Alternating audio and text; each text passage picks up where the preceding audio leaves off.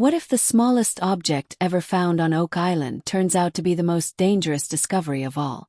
A single jewel, no bigger than a coin, unearthed from centuries of darkness, raising questions no one is ready to answer. Is it a beautiful accident of history, or the final warning left behind by someone who never wanted this secret found? Part 1. Oak Island has a way of making silence feel heavy. The wind moves differently there, as if it knows it's passing over something buried, something waiting. For over 200 years, people have come to this small island off the coast of Nova Scotia chasing whispers, stories of hidden treasure, ancient tunnels, and a curse that refuses to die. Some came with maps, others came with faith. Many left with nothing but questions. On a gray morning that felt no different from countless others, the team stood gathered near one of the dig sites, boots sunk into damp earth, faces worn with exhaustion and quiet hope. No one expected miracles anymore. Oak Island had taught them restraint. Every discovery, no matter how small, was approached with caution. Because here, even the smallest thing could change everything. It happened when a shovel struck something solid. Not stone, not wood, but something sharper, cleaner. A sound that didn't belong underground. "Hold on," one of them said, kneeling quickly, brushing away soil with careful fingers. What emerged was not gold, not a coin, not a relic anyone could immediately name. It was a jewel. At first glance, it seemed almost out of place, like it had fallen out of time itself. Small, dark, with a strange depth that caught the light in an unsettling way. It didn't sparkle like modern gemstones. Instead, it absorbed light, holding it quietly, as if guarding something inside. "Is that real?" someone whispered. No one answered right away. The jewel was passed carefully from hand to hand, each person reacting differently. Some saw beauty, others felt unease. It wasn't fear exactly. More like recognition, as if Oak Island was reminding them that they were not in control of this story. "It doesn't look random," Rick finally said, his voice low. "This was placed here." That single sentence changed the mood instantly. Objects lost by accident feel different. Coins slip, tools fall. But this jewel felt intentional, buried, hidden, waiting. Back at the lab, under controlled light, the mystery deepened. The cut was unlike anything modern gemologists recognized. Too precise to be primitive. Too unusual to be contemporary.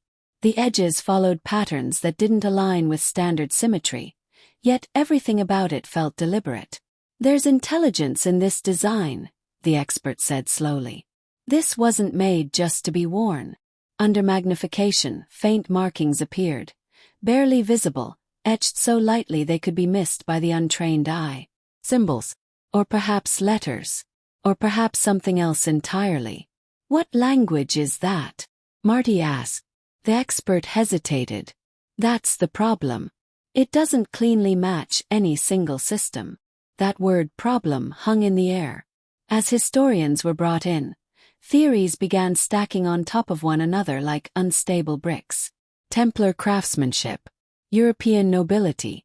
Religious artifacts smuggled across oceans. Secret societies that thrived on symbols rather than words. Each explanation sounded plausible, and none of them felt complete. Then came the dating results. The jewel was old. Older than expected. Old enough to exist before Oak Island was officially settled. Old enough to raise an uncomfortable question. Who was here before history says anyone should have been? That's when the curse returned to the conversation. No one liked talking about it out loud, but Oak Island never let anyone forget. The legend said 7 must die before the treasure reveals itself. Over the years, lives had been lost. Accidents, collapses, unexplained moments of bad luck that stacked up until coincidence felt like denial. "And what if this isn't treasure?" someone finally asked. "What if it's a warning?" The room fell quiet. Because warnings are often small, easy to ignore, until it's too late. As night fell over the island, the jewel sat alone under glass, silent and unreadable.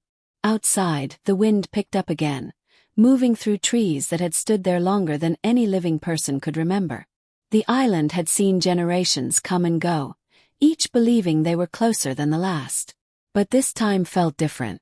This time, Oak Island had given them something personal, something chosen. And deep down, every one of them felt the same unsettling thought forming. If this jewel was meant to be found, then whatever came next was already in motion. Part 2. The jewel didn't sleep, and neither did the island. By the next morning, Oak Island felt tighter, as if the air itself had drawn closer. The jewel had been locked away overnight, sealed inside a protective case, monitored by cameras and sensors, yet more than one person admitted they barely slept. It wasn't superstition, not exactly. It was the weight of awareness. Something had shifted. When the team gathered again, the conversations were quieter, more careful. The excitement of discovery had been replaced by something heavier: responsibility. The symbols were the first priority. High-resolution scans of the jewel were projected onto a large screen. Enlarged thousands of times, the faint markings now looked deliberate, almost elegant. Curved lines intersected with sharp angles. Some shapes repeated. Others appeared only once, as if emphasizing certain points. "This isn't decoration," the linguist said, leaning closer. "It's structured. Like a language." Rick asked. "Like a message," she replied. "But not one meant for everyone." As she overlaid known symbol systems, Templar seals, medieval ciphers, alchemical marks, partial matches appeared, but never a full alignment. It was as if the jewel borrowed from multiple traditions, intentionally avoiding being pinned down to one origin. "That's not accidental," Marty said. "That's someone trying not to be understood." The idea landed hard. If someone had gone to such lengths to hide meaning inside a jewel, then secrecy wasn't a side effect, it was the goal. As the analysis continued, another detail emerged. The symbols were not evenly spaced. Their placement followed a rhythm, almost musical in nature. Long pauses, short bursts, a pattern that felt intentional in time, not just space. "Morse," someone suggested. "Older than that," the linguist replied. "But similar in principle. Information compressed." The breakthrough came when a historian suggested something radical. Ignore the symbols themselves and focus on the negative space around them. When they did, faint geometric alignments appeared. Triangles, arcs, and directional cues pointing inward. "It's a map," he said quietly. The room went still. "A map to where?" Rick asked. The historian didn't answer immediately. He traced one of the shapes on the screen, then overlaid it with a topographic map of Oak Island. The alignment wasn't perfect. It was exact. The shapes pointed toward a location not far from the money pit, but not directly to it. Instead, they converged on an area previously dismissed as unstable, too dangerous to explore deeply. Place marked by collapses, flooding, near misses. A place where several accidents had occurred over the years. The curse didn't need to be mentioned this time. Everyone felt it. "This jewel didn't lead people to treasure," someone said softly. "It led them away from it." Or perhaps Rick thought it led them through something worse first. As word spread among experts brought in remotely, the tone shifted. Where there had once been curiosity, there was now caution. One engineer flatly refused to be involved further. "I've studied sites like this," he said over the call. "Whenever symbols get this complicated, it's because something went wrong the first time." "What do you mean?" Marty asked. "I mean someone buried more than an object," the engineer replied. "They buried a mistake." That night, a storm rolled in without warning. Heavy rain lashed the island, flooding low areas and forcing operations to pause. Power flickered. Equipment alarms triggered briefly, then stopped. Inside the main building, the jewel's display case registered a sudden temperature drop. No one could explain it. Security footage later showed nothing unusual. No movement, no intrusion, but several team members reported the same strange sensation at the same time. Pressure in the chest. A feeling of being watched. Not by something present but by something aware. When the storm passed, damage assessments began. One tunnel near the mapped convergence point had partially collapsed, sealing off access even further. "It's like the island is closing doors," Rick said quietly, staring at the site. "Or guarding them." As debates grew louder, the team divided emotionally. Some believed they were closer than ever to a historic discovery that could rewrite everything known about early transatlantic exploration. Others felt they were being lured forward step by step, by something that understood human curiosity too well. "You don't leave a map unless you expect someone to follow it," Marty argued. "Or unless you hope they won't," Rick countered. The jewel sat between them, silent, unchanged, holding its secrets with patient indifference. Late that evening, as one final scan was run, the system flagged something new. Under a specific light frequency, a hidden layer appeared, an inscription so fine it had survived centuries untouched. 3 words. Not in any known language. But their meaning was unmistakable. The linguist swallowed hard before speaking. "It translates loosely to this," she said. "Not a warning. Not a promise." "What then?" someone asked. She looked at the jewel, then back at the team. "A test." Outside, Oak Island stood quiet again, as it always did after revealing just enough to keep people from leaving. And for the first time since the jewel was found, one terrifying possibility settled into everyone's mind. What if the island wasn't hiding treasure at all? What if it was waiting to see who was worthy of finding it? Part 3. The word test changed everything. By the following morning, Oak Island no longer felt like a dig site. Felt like a trial ground.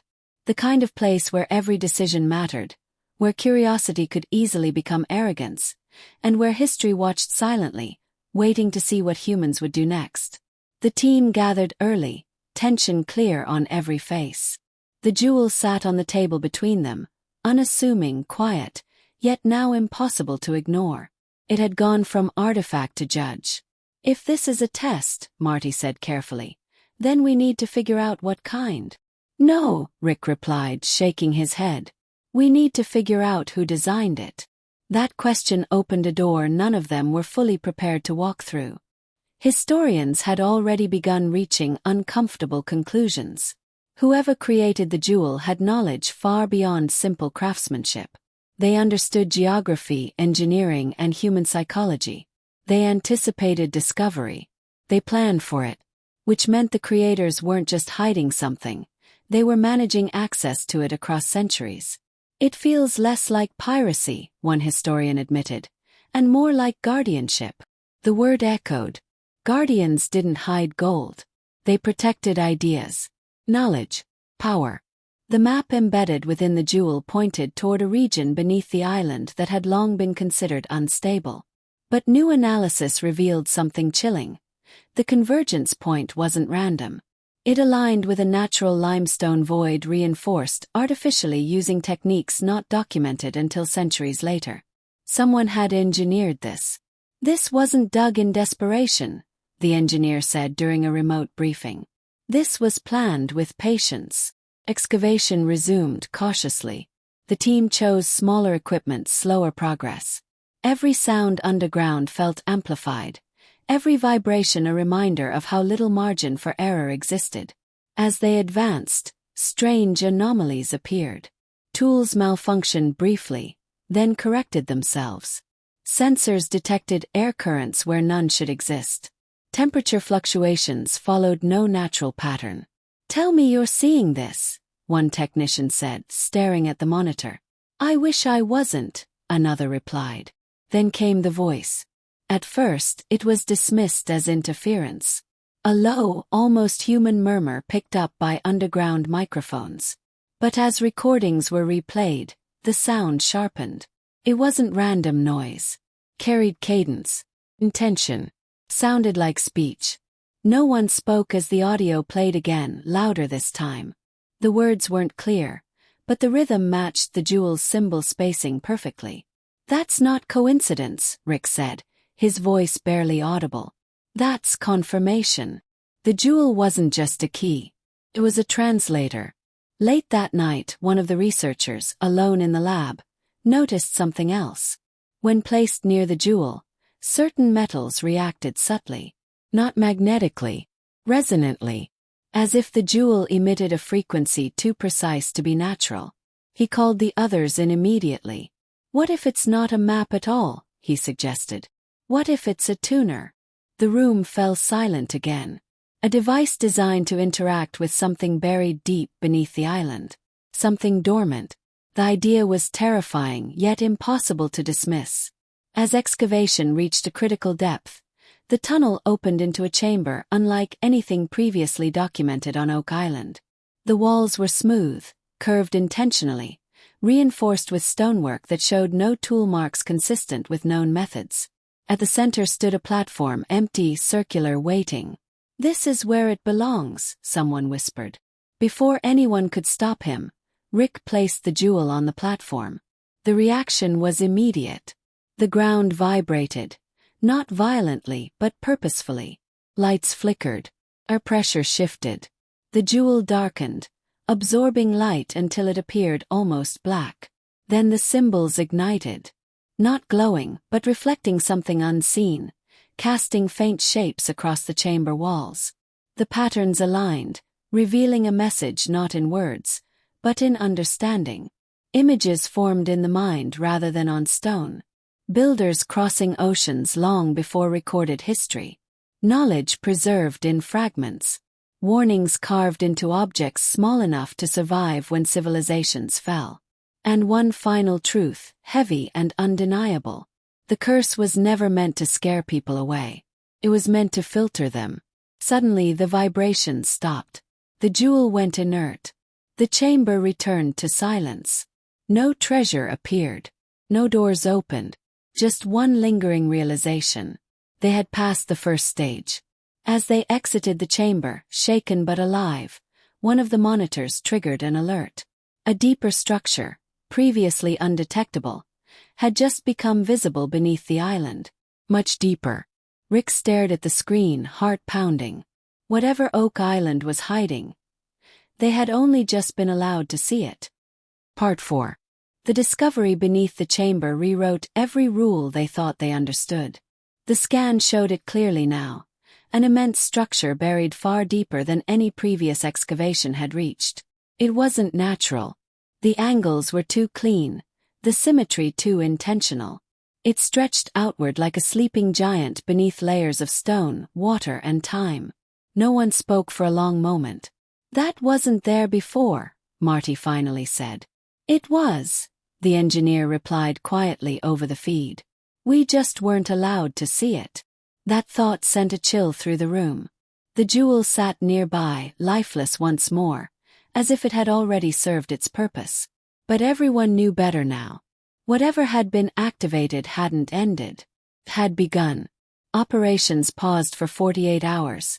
Not by choice but by necessity. Specialists were flown in. Governments were notified without specifics. Carefully worded reports avoided panic while concealing the truth. Oak Island was no longer just a treasure site. It was something far older, far more deliberate. During that pause, tensions rose. Some team members wanted to stop entirely. They argued that what they had uncovered crossed a line, from archaeology into interference. Others believed walking away now would be the real mistake. If something that advanced had been buried here, it wasn't buried to stay hidden forever. "It's waking up because we're here," one skeptic said. "That should tell us everything. Or it's responding because we're finally ready," Rick countered. That divide deepened when new data came in. The deep structure wasn't static. It had internal cavities, channels, and pressure systems that suggested controlled flooding, an engineering marvel capable of protecting itself indefinitely. But more unsettling was the energy signature. It wasn't electrical. It wasn't mechanical. It was rhythmic. A slow, steady pulse, matching the same cadence found in the jewel's symbols. Like a heartbeat. On the third night, something happened that no one could explain away. Cameras positioned near the original chamber recorded subtle movement along the walls. Not shifting stone light. Brief reflections forming shapes, then fading. When enhanced, the footage revealed repeating patterns. The same symbols from the jewel, projected without any visible source. The island was communicating. That realization weighed heavily on Rick as he stood alone outside later that night, staring out over the dark water. Oak Island had always been about persistence. But persistence without humility becomes obsession. And obsession leads to consequences. He wasn't surprised when he heard footsteps behind him. "Can't sleep either?" Marty asked. Rick shook his head. "Feels like the island's watching us think." Marty gave a tired half-smile. "Maybe it always has." They stood in silence, brothers bound not just by blood, but by a responsibility neither had asked for. When excavation resumed, it was with extreme caution. They didn't go deeper physically. Instead, they sent instruments, sonar, microprobes, remote sensors, anything that wouldn't disturb the structure itself. What they found was staggering. The deeper levels contained chambers within chambers, layered like safeguards. Each section appeared to be designed to activate only after certain conditions were met. Not time-based, not random, behavior-based. "It's adaptive," the lead scientist said, awe creeping into his voice. "It's responding to us." That word, adaptive, didn't belong in ancient history. Then came the final piece of Part 4's puzzle. One of the probes transmitted a visual feed from a lower chamber before failing. The image was grainy, distorted, but unmistakable. At the center of the chamber was not gold, not artifacts, not bones. It was a mechanism. Smooth, dark, and impossibly intact. Symbols covered its surface, identical to the jewel's markings. And at its core was a recessed space, perfectly shaped. For the jewel, silence followed the revelation. They had brought the key to the lock, but no one moved, because now they understood the truth they had been avoiding. Whatever this was, it wasn't left behind accidentally. It wasn't abandoned. It was entrusted. Hidden in plain sight, protected by myth, misdirection, and fear. The curse suddenly made sense in a way it never had before. It wasn't punishment. It was risk management. People who rushed, who ignored warnings, who believed they were entitled to answers. Those people didn't survive Oak Island. And over time, their stories became legend, then superstition, then entertainment. Till now. As the sun rose the next morning, the team gathered one last time before deciding the next step. The jewel lay on the table between them again, quiet, patient. "If we place it," Marty said, "there's no going back." Rick nodded slowly. "Then the real question isn't what's down there." Everyone looked at him. "It's whether humanity is ready for it." Outside, Oak Island remained still, ancient, and unbothered by human doubt. It had waited centuries already. Could wait a little longer. Final part. The final decision was made without a vote. Not because everyone agreed, but because everyone understood what was at stake. The chamber waited below them, deeper than any place they had ever reached on Oak Island. The structure pulsed slowly, patiently, as if it had all the time in the world. And it did. Whatever had been built there had survived centuries of storms, collapses, and human obsession. It wasn't in a hurry. Humans were. Rick held the jewel one last time before it was sealed into the transport case. Up close, it no longer felt mysterious in the way it once had. Felt familiar. Heavy with intention. "This thing has outlived everyone who ever touched it," he said quietly. "And it might outlive us too," Marty replied. The descent was done remotely. No one stepped into the final chamber. Not out of fear but respect. If this truly was a test, then restraint might be the final answer. As the device carrying the jewel lowered into place, every monitor in the control room lit up. The heartbeat intensified, not faster but clearer. More confident. When the jewel slid perfectly into the recessed core of the mechanism, the island reacted. Not violently. Intelligently. The pulsing stopped. The symbols across the structure dimmed, then realigned into something new. Patterns simplified. Chaos resolved into clarity. The mechanism unfolded, not opening like a door but like an idea being revealed piece by piece. Data flooded the screens. Not files. Not schematics. Concepts. Knowledge stored in a way no modern system could replicate. History not written in dates, but in cause and consequence. Civilizations rising and falling. The same mistakes repeated again and again. Greed, fear, hunger for control. And in between those cycles, guardians. Groups who had learned too much too early, who chose to hide knowledge rather than weaponize it. They didn't see themselves as rulers or saviors. They saw themselves as custodians. Oak Island was one of many sites, but one of the last. The jewel was never meant to unlock treasure. It was meant to confirm character. The curse finally revealed its true meaning. 7 must die, not as sacrifice but as warning. A reminder written into history that power taken without wisdom destroys those who seek it. Those deaths weren't demanded by the island. They were caused by human impatience. The mechanism began its final phase. Instead of revealing everything, it sealed itself again, this time permanently altered. The deeper structures collapsed inward, not destructively, but deliberately. The island was closing the door behind them. What did we actually find? Someone whispered. Rick stared at the screen, emotions heavy but steady. Proof, he said, that some knowledge is meant to survive us. The final transmission appeared briefly before fading. One sentence, translated cleanly at last. You chose restraint. Then the system went dark. No alarms, no collapse, just silence. Oak Island returned to what it had always been, a place of mystery, myth, and unanswered questions. But now the team knew the truth. There was no gold to display, no artifact to sell, no headline big enough to explain what had happened. And that was the point. As they packed up, as equipment was removed and reports carefully buried beneath bureaucracy, one final realization settled over them all.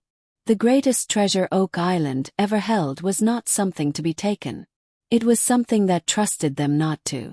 And somewhere beneath the soil, deeper than memory, Oak Island slept again, unchanged by human ambition, but quietly aware that this time the test had been passed. And so, Oak Island remained silent once more, its secrets buried, its purpose fulfilled at least for now. The jewel is gone, the answers incomplete, and the questions heavier than ever. Was this the end of the mystery? Or just the moment humanity proved it wasn't ready for more? Because on Oak Island, the greatest secrets are never found by force, only by those who know when to stop. If this story made you question history, mystery, and human ambition, don't forget to like, subscribe, and share. Until next time. Remember, some secrets are hidden not to be discovered, but to test who deserves to find them.